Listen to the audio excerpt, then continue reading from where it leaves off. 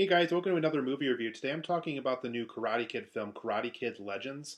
This is both a reboot and a continuation of all the Karate Kid films we've seen in the past, including the remake from 2010. So that film is officially canon now with those earlier Karate Kid films from both the late 80s and early 90s, as well as the Cobra Kai show from Netflix. That is also relevant in canon to everything that we've witnessed so far with the Karate Kid story up to this point.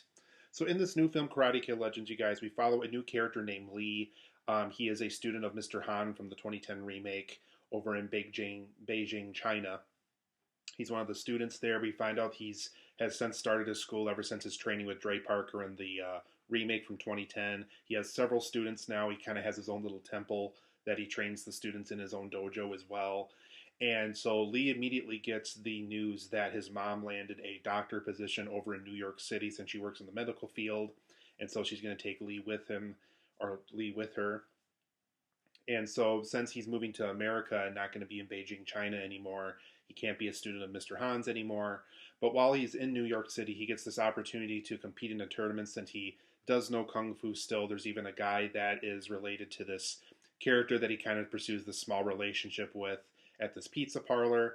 And so this girl's father wants to get back into boxing again and wants Lee's help to kind of learn some martial arts basics again, potentially get back into the ring and all this other stuff. And while all that is going on, Lee is trying to compete in this tournament that he hears about that is kind of this bully that he's been dealing with in school and as well as his love interest. And so Lee wants to compete in this tournament while also helping out this guy kind of get his boxing career back on the back on track again. And over the course of this movie, he figures out what are some things that Mr. Han taught him that are useful, but are also some things that he can learn from Daniel Larusso, who also becomes a mentor of his at one point in the movie, also kind of becomes his sensei in a way. What are some things that Daniel Larusso's Miyagi-Do karate he can apply to the stuff he's already learned, as well as some new things that he can learn. And what are some things that he needs to learn himself that make him the best possible karate student he possibly can be. So by the time he does enter this tournament, his chances are way better than just the small knowledge of Kung Fu we had before all these events occurred in the movie. But overall, guys, I thought Karate Kid Legends was decent. It's not a great movie. It's not a terrible film. I do like this better than the next Karate Kid. That's kind of the bottom tier Karate Kid movies for me. I'm also I love Karate Kid Part 2, but I feel like it's kind of the film I've gone back to the least, as well as the next Karate Kid. I feel like the first film, the third film, and the Cobra Kai show are kind of the best that the show brings, or the best that this property brings as far as the Karate Kid franchise is concerned.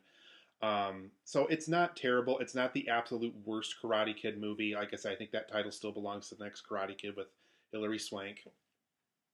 But I think it's a decent movie. It's not great. Like once you're done watching it, it's not probably a film you're probably gonna ever watch again. It's just one of those kind of movies where you've seen it, you don't feel bad about seeing it, but at the same time, there's nothing remotely beloved about it that you're gonna hold on to for years. It's not gonna be a film that you're gonna go back to, years down the road, like the first or the third Karate Kid film or anything like that.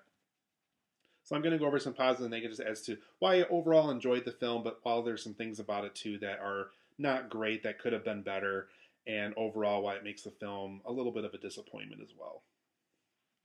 So for my positives and negatives of this film, you guys, I thought the overall Ben Wang character that he played, this new Lee student, was very likable, very charming.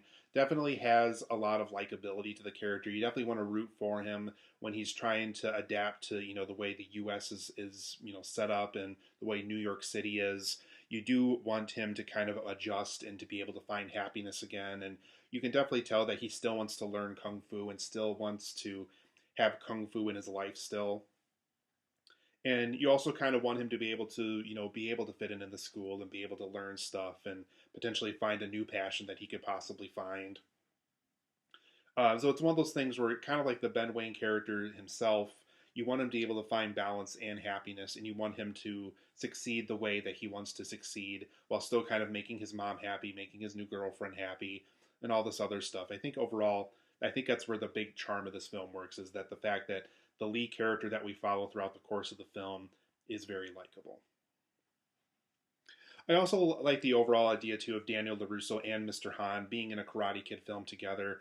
I think it is unique because I don't think there's been other franchise where a remake and an original movie are still canon in the same universe, that they're still acknowledged in the same universe and they're still interacting in the same universe. That's pretty new. I can't name another franchise that's really done that necessarily. And I think that's just a really unique idea for a Karate Kid movie because Mr. Han has his own way of teaching his students. Mr. Miyagi had his way of teaching his own students, as well as the way Daniel LaRusso now does it as a sensei, the way we saw him in Cobra Kai and now in this film. And I think it's just a unique way to bring several different cultures together. Do it all in one Karate Kid film. Bring the best of both worlds. And I thought that was an overall unique collaboration, is to bring both Mr. Han and Daniel LaRusso into the same Karate Kid film. I thought that was really, really unique, and I liked how the film handled those aspects as well. I also do like the overall events of Cobra Kai do feel somewhat relevant. They feel like, because I know when this film was first announced, like, oh, it's going to be different, we're going to be separate from Cobra Kai and all this other stuff. And I kind of like how they've turned around and, closer to the film's release, they're like, you know what, Cobra Kai really is pretty relevant with this. And there's something that happens in a post-credit scene that I can't get into detail on, but it is pretty relevant to all the stuff that we witnessed in Cobra Kai. So I like how it's relevant to that. It's one of those things where if you haven't seen Cobra Kai, you might be a little confused as to why this character is as friendly as he is in this post-credit scene, but I like how overall the events do feel acknowledged. We do kind of find Daniel LaRusso in a place that he kind of was at by the end, at the time the Cobra Kai show ended on Netflix.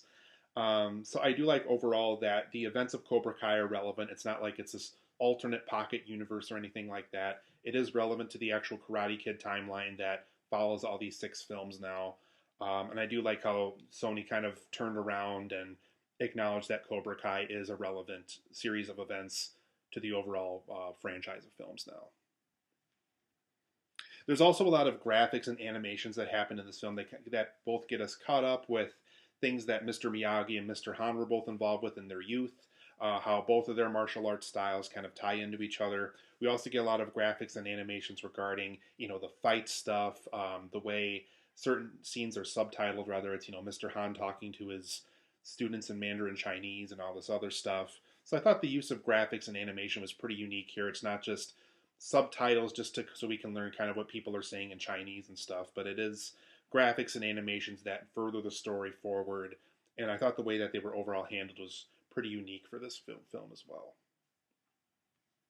And overall, too, I thought the fighting choreography was very effective here. Whenever Lee's in a fight, whenever Daniel LaRusso's in a fight, or Mr. Han is in a fight, or this boxer character that we meet in this pizza parlor is in a fight, I thought the overall fighting choreography was pretty effective here. There's like this whole subplot with this loan shark that goes after the guy that runs the pizza parlor and stuff. And when the fighting choreography for that stuff happens, it's pretty effective overall for the most part. So I thought whoever they got for their fighting choreographer in this, whether it is someone from Cobra Kai or not, I thought the choreography for all those fight scenes were pretty effective here overall. And I also thought the overall New York setting really added a lot to the story. It really brought the whole, there's so many different cultures now. There's so many things where, like, there's even a scene where Lee's helping his, new girlfriend out, and they find out with using his Mandarin Chinese abilities that, speaking in that tone and not being able to, just know English, being able to know a second language like that, helps give you a discount in certain places and stuff like that. So I thought that helped.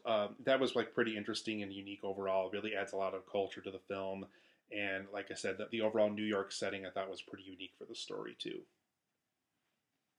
But for my negatives of Karate Kid Legends, why I wouldn't consider it to be a great Karate Kid film necessarily, it does kind of go through the motions of the first film a lot. Somebody moves to a new place. He gets a girlfriend. He has a bully that's after him. He wants to compete in a tournament. He has a sensei.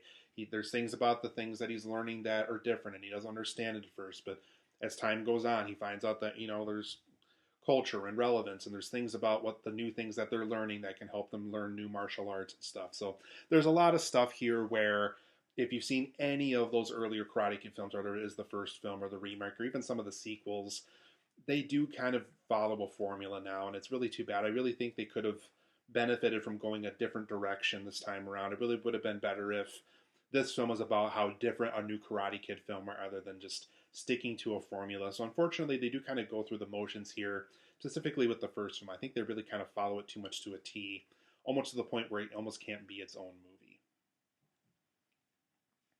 I also thought there could have been more time spent with both Daniel LaRusso and Mr. Han. Mr. Han, I think, gets a little more screen time than Daniel LaRusso, but overall, I felt both characters really needed more screen time. You know, when they're both featured in the poster, when they're both featured in the marketing, when they're both featured in the trailers, people are going to come to this movie expecting them to be a pretty significant part of the film. And unfortunately, I thought both characters felt kind of sidelined here. Yes, they're the sensei of this new character, but both characters really kind of, I felt, needed more screen time to make this film work.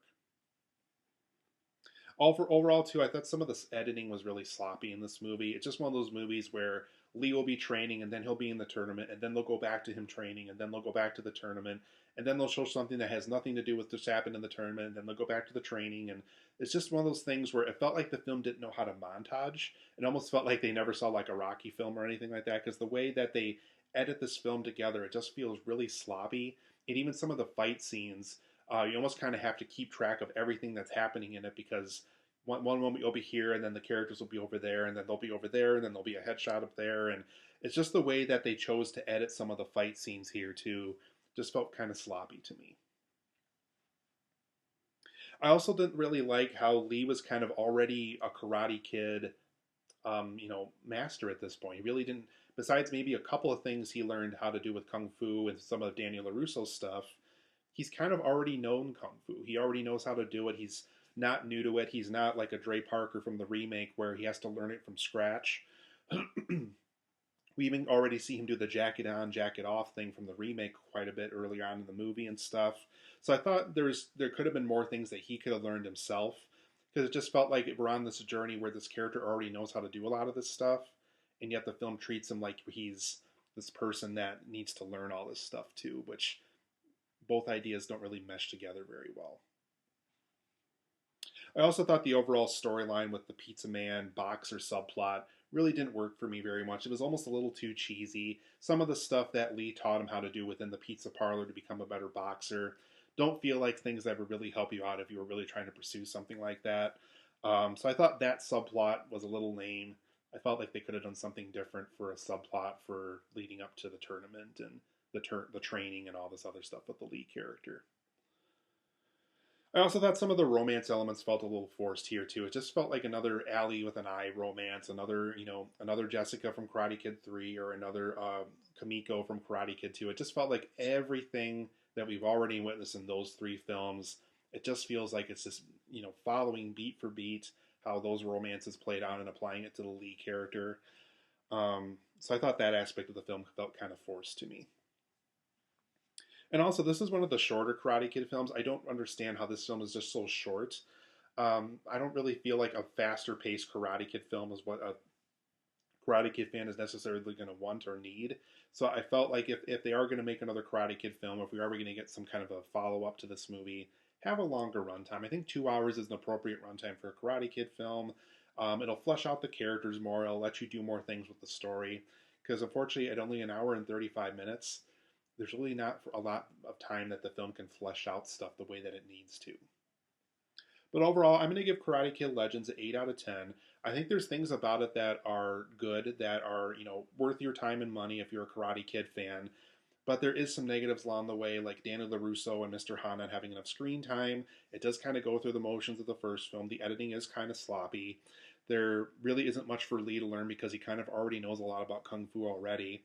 The whole pizza man boxer subplot really didn't work for me. Some of the romance elements felt kind of forced, and I thought the short runtime was a little questionable as well. But 8 out of 10 for me. I like the film. It's just not a great film. It's just not a film that, with me being a Karate Kid fan and everything, I'm probably not going to rush back out to it or anything like that. I think the first film, the third film, and the Cobra Kai show are probably my 3 favorite Karate Kid properties overall.